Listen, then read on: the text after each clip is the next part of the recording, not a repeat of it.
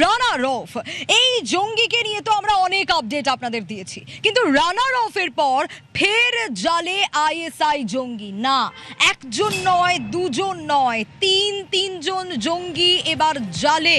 পাক চর সন্দেহে তাদের ইতিমধ্যেই পুলিশ জালে নিয়েছে, কিন্তু কারা তারা, কিভাবে, কোথা থেকে তাদের পাকড়াও করা গেল?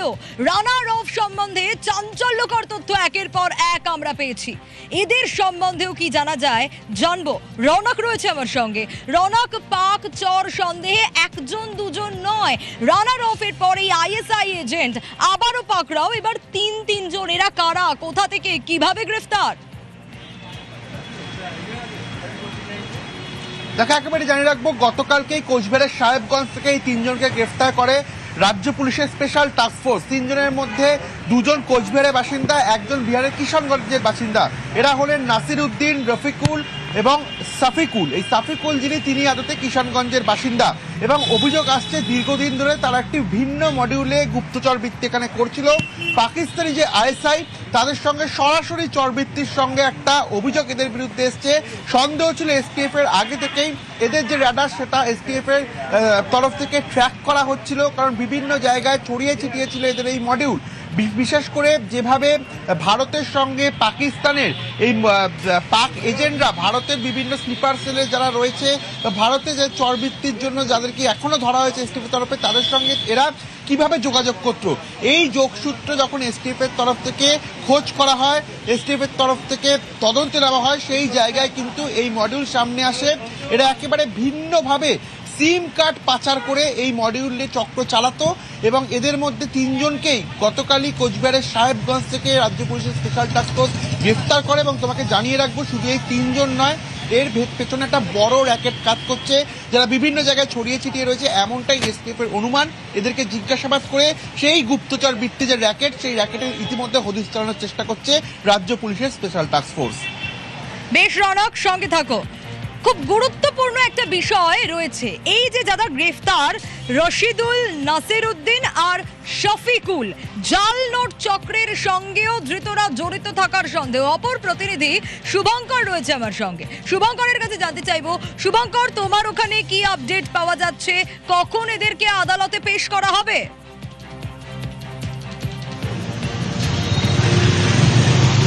দেখো, তোমাকে জানিয়ে রাখি, গতকালই কিন্তু এসটিএফ গোপন সূত্র খবর পেয়ে সাহেবগঞ্জ থানার অন্তর্গত এই সাহেবগঞ্জ থানার তিন দিক কিন্তু বাংলাদেশ সীমান্ত লাগোয়া ঘেরা, সেই সাহেবগঞ্জ থানার বিভিন্ন গ্রামে অভিযান চালায় গোপন সূত্র খবর পায় এবং সেখান থেকেই তিনজনকে আটক করেছে বলে, গ্রেপ্তার করেছে বলে জানা যাচ্ছে। এবং কিছুক্ষণ আগে তাদেরকে দিনহাটা বিশেষ আদালতে আজ তোলা হয়। এখন আদালতের ভেতরেই ধৃতরা রয়েছেন, তাদেরকে বের করা হবে। এরপরেই কিন্তু জানা যাবে যে তারা কি জন্য এসেছেন, কোথা থেকে তাদেরকে ধরা হয়েছে, তারা কোন কাজে জড়িত। তবে এসটিএফ সূত্রে যেটা দাবি করা হচ্ছে যে তারা ভারতীয় সিম বাংলাদেশ হয়ে পাকিস্তানে পাচার করছে, তেমনটা যেমন জানা যাচ্ছে, পাশাপাশি জাল নোট চক্রের সঙ্গেও জড়িত। তবে এদের সঙ্গে আরও যেটা জানা যাচ্ছে যে আরও বেশ কয়েকজন, মোট 7 জনের নাম রয়েছে এই চক্রে। যদিও এই 3 জনকে ধরেছে, বাকি যে 4 জন রয়েছে সেই 4 জনের খোঁজেও কিন্তু তল্লাশি শুরু করেছে এসটিএফ। তাদের বিরুদ্ধেও এরকমই অভিযোগ রয়েছে যে বাকি 4 জনের কথা বলছো, মানে তুমি 7 জনের কথা বলছিলে। 3 জনকে পাকড়াও করা সম্ভব হয়েছে, আরো 4 জনকে পাকড়াও করা এখনো যায়নি, যাদের খোঁজ করছে পুলিশ।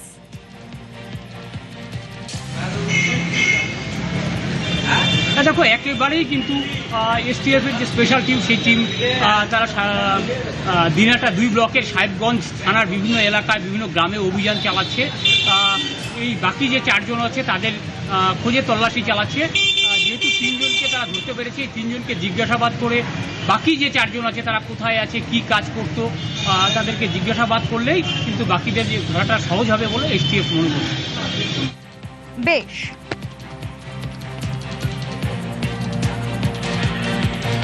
এবার আরো একটা গুরুত্বপূর্ণ ইনফরমেশন আপনাদের দিই।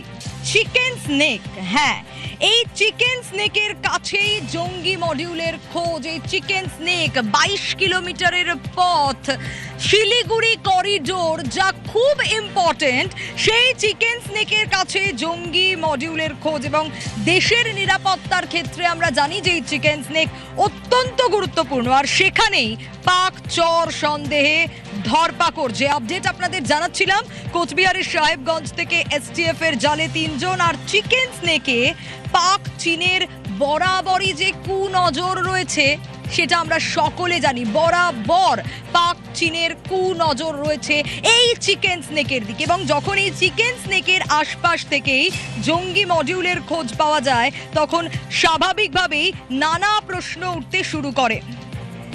আমি অতনুর কাছে একটু যাব। অতনু, এই সাহেবগঞ্জ যেখান থেকে এই 3 জনকে পাকড়াও করা গেছে, সেই সাহেবগঞ্জের খুব কাছে এই চিকেন স্নেক। স্বাভাবিকভাবেই প্রশ্ন উঠবে যে সাহেবগঞ্জের খুব কাছাকাছি চিকেন স্নেক এবং সাহেবগঞ্জ থেকে এই জঙ্গি মডিউলের 3 জন পাকচর সন্দেহে গ্রেফতার, স্বাভাবিকভাবেই কতটা উদ্বেগের? আমি বলবো না এটা উদ্বেগের, সোনিয়া, আমি বলবো এটাই হওয়ার ছিল। আসলে এই চিকেন স্নেকে একটু আগে তুমিও বলছিলে যে এই চিকেন স্নেকে যারা যারা ভারতের ক্ষতি করতে চায় তারা সবার নজর থাকে এই চিকেন স্নেকের উপর, যে কীভাবে এই জায়গাটা আনরেস্ট করা যায়। এটা সবচেয়ে বড় বা এক এবং একমাত্র রুট, ট্রানজিট রুট উত্তর পূর্ব ভারতের সঙ্গে ভারতের মূল ভূখণ্ডের। সেটাকে যদি কোনোভাবে নষ্ট করা যায়, সেই জায়গাটা যদি কোনোভাবে কবজা করা যায়, তাহলে ভারতকে উত্তর পূর্ব ভারতের সঙ্গে বিচ্ছিন্ন করে দেওয়া যাবে। এই চেষ্টা দীর্ঘদিন ধরে হয়ে আসছে। আমি বলবো না এটা কতটা টেনশনের বা আতঙ্কের এই 3 জন ধরা পড়লো, বরং আমি বলবো যে এটা ভালো হলো যে এতদিন ধরা পড়েনি, এবার ধরা পড়লো। এটা আমাদের সাফল্য যে এই চিকেন স্টেককে অশান্ত করার জন্য এতদিন ধরে জঙ্গিরা থেকে গিয়েছে, কখনো কোচবিহারের সাহেবগঞ্জে, হয়তো আরও কিছু কিছু জায়গায় উত্তরবঙ্গ জুড়ে বিভিন্ন জায়গায় এসটিএফ এবং বেঙ্গল এটিএস তারা তল্লাশি চালাচ্ছে, তাদের মতো ইন্টেলিজেন্স ডিপার্টমেন্ট নিয়ে কাজ চালাচ্ছে এবং এক এক করে ধরা পড়ছে। এই যে ধরা পড়লো, এটা একদিক থেকে ভালো, এটা অনেক আগে ধরা পড়া উচিত ছিল। এটা আমাদের সাফল্য যে আমরা ধরতে পারলাম যে এখানে বসে এরা এইভাবে আমাদের দেশের ক্ষতি করার চেষ্টা করে গিয়েছে দিনের পর দিন। একদমই অতনু, হয়তো অনেক বড় ক্ষতি হয়ে যেতে পারতো, যা কার্যত বানচাল হয়ে গেল বলা যায়। তার কারণ এর আগে আমরা দেখেছি হামিম, যদিও আমরা জানতে পেরেছি যে হামিমের সাথে হয়তো সেই অর্থে এই রানার অফ যোগ আছে কি নেই সেটা পরের বিষয়, কিন্তু জঙ্গি বিষয়টা একই, যে বছরের পর বছর এই জঙ্গিরা এভাবেই এখানে বাংলায় ঘাঁটি গেড়েছিল এবং এখন একে একে সেই জঙ্গিরা ধরা পড়ছে। রানার অফ, যার সম্বন্ধে একের পর এক চাঞ্চল্যকর তথ্য উঠে এসছে। আবার সাহেবগঞ্জ থেকে এই পাকচর সন্দেহে আইএসআই এজেন্ট 3 জন পাকড়াও। শুধু তাই নয়, যেমনটা শুভঙ্কর আমাদের প্রতিনিধি আমাদের জানাচ্ছিলেন যে আরো 4 জনও নাকি রয়েছেন, 7 জন মোট। যে 4 জনের হদিশ এখনো পর্যন্ত পাওয়া যায়নি, যে 4 জনের খোঁজ চালাচ্ছে পুলিশ। এখনো পর্যন্ত 3 জনকে জালে নেওয়া সম্ভব হয়েছে। এই 3 জন কারা কারা আপনাদের জানিয়ে রাখি। এই 3 জঙ্গির নাম রশিদুল, নাসির উদ্দিন এবং শফিকুল। আরো একটা আপডেট দিই, কিছুক্ষণ আগে আপনাদের বলছিলাম না, এই যে চরবৃত্তি, এই চরবৃত্তির সঙ্গেই জাল নোটের কারবার চলছে। হ্যাঁ, এসটিএফ এর হাতে এসেছে বিস্ফোরক তথ্য। একদিকে তো আমরা জানি যে এই জঙ্গিরা ভারতের গোপন তথ্য পাচারের চেষ্টা করে। কমলিকা রয়েছে নিউজ রুম থেকে আমার সঙ্গে। কমলিকার কাছ থেকে জানতে চাইবো, কমলিকা, চরবৃত্তি তো চলছেই, জাল নোট পাচারের এই চক্র, এসটিএফ এর হাতে ঠিক কি কি তথ্য উঠে আসছে, কি কি জানতে পারছো? দেখো, যেটা জানা যাচ্ছে সেটা হচ্ছে সিম কার্ড, তাদের কাছে যে বিভিন্ন রকমের ফেক সিম কার্ড ছিল, সেই সিম কার্ডগুলো তারা বাংলাদেশে পাঠাতো এবং বাংলাদেশ থেকে বাংলাদেশে পাকিস্তানি চরেরা বসে থাকতো, সেই পাকিস্তানি চরেরা সেই সিম কার্ডগুলো পাকিস্তানে পাঠিয়ে দিত। কেন? এটার কিসের উদ্দেশ্য? এই বিভিন্ন জায়গা থেকে ভারতের সিম কার্ড যদি পাকিস্তানে চলে যায় তাহলে কিভাবে সেটা বিপজ্জনক সেটা বুঝতেই পারছো। এবং কেন এটা বিপজ্জনক? কারণ বিভিন্ন এই সিম কার্ড ব্যবহার করে বিভিন্ন রকমের যেটা বলা যেতে পারে যে ফেক কারেন্সি, সেটা ভারতের যে অর্থনীতি সেটার মধ্যে ঢুকিয়ে দেওয়ার উদ্দেশ্য। যে উদ্দেশ্যে ভারত সরকার ডিমনিটাইজেশন করেছিল। কেন করা হয়েছিল ডিমনিটাইজেশন? যাতে এই ধরনের যে ফেক কারেন্সি, এই ফেক কারেন্সিগুলোকে বন্ধ করা যায়।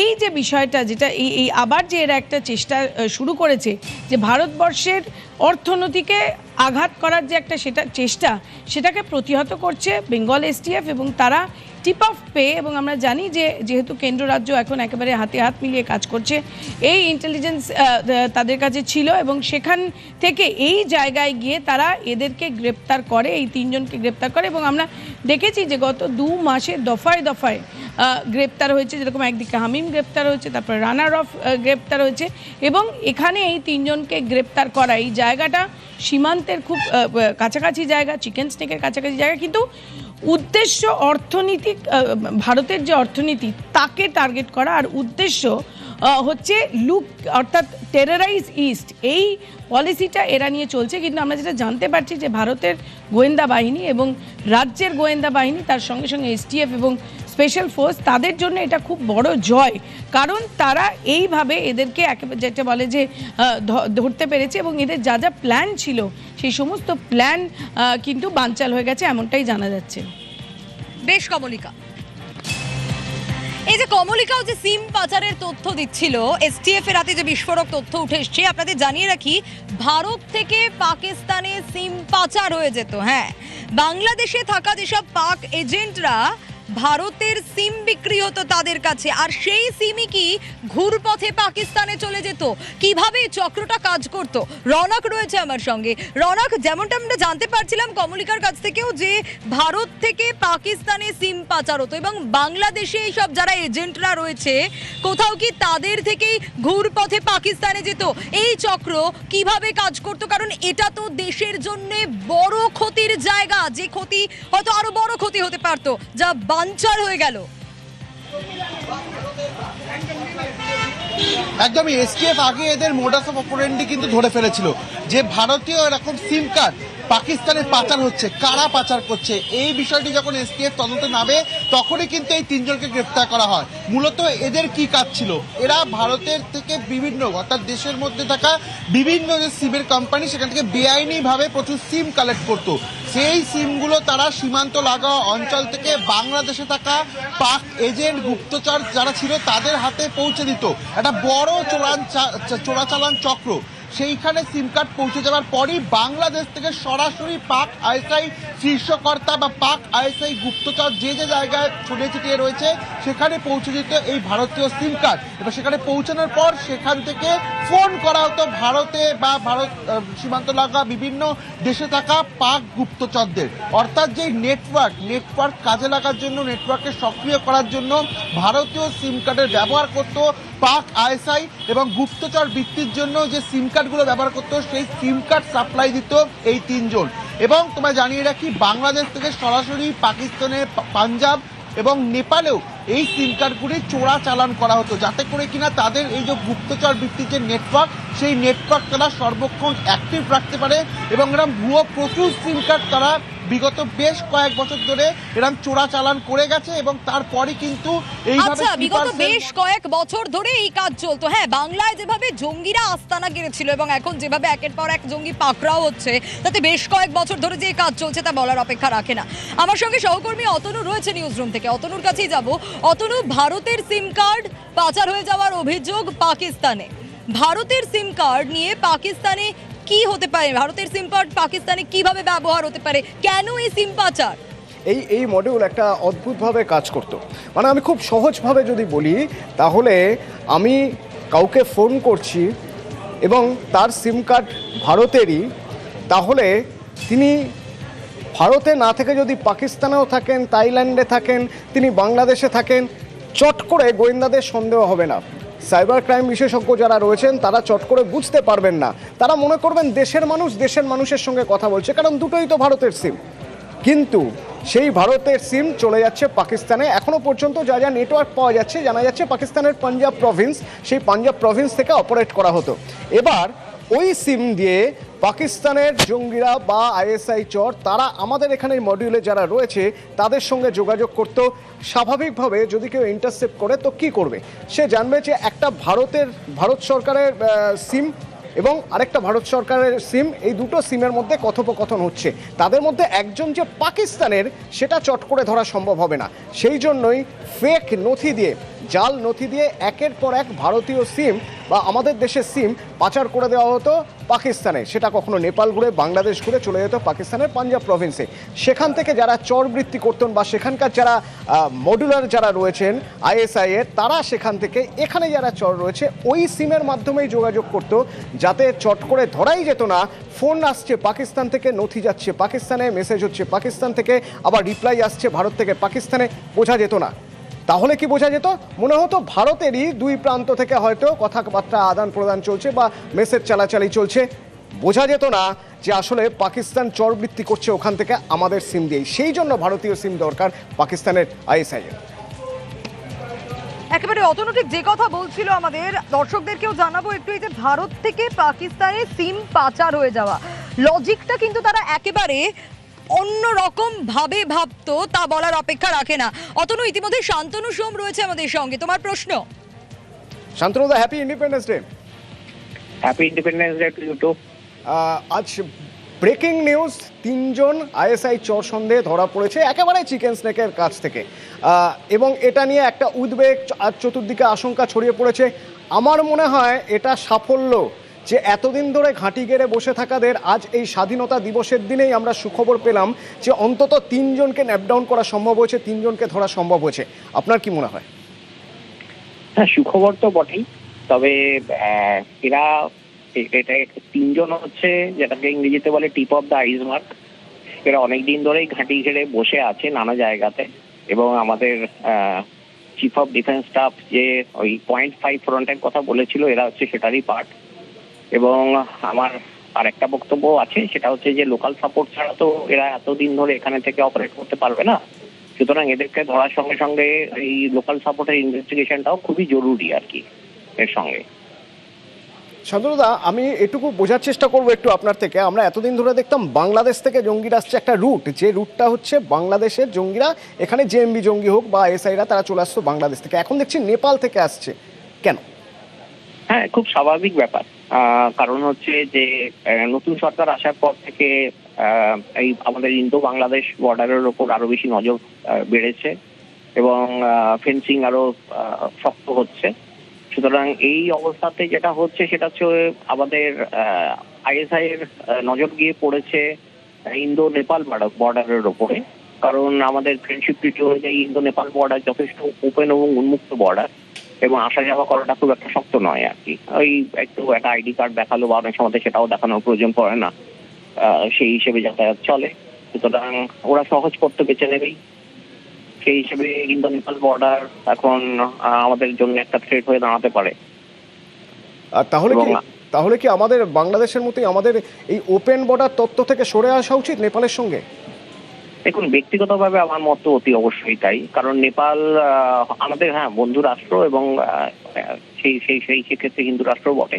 কিন্তু যাই মানে না হলেও মানে এগুলো বিচার করলেও আইএসআই এর নেপালের মধ্যে প্রচুর মডিউল অ্যাক্টিভ রয়েছে, এবং তারা তো ওই সহজ রাস্তাটা বেছে নেবেই। সুতরাং নেপাল থেকে ভারতের রাস্তাটাকে ওই ইন্দো বাংলাদেশ বর্ডারের মতনই ট্রিট করা উচিত আমি মনে করি। ধন্যবাদ শান্তনুদা।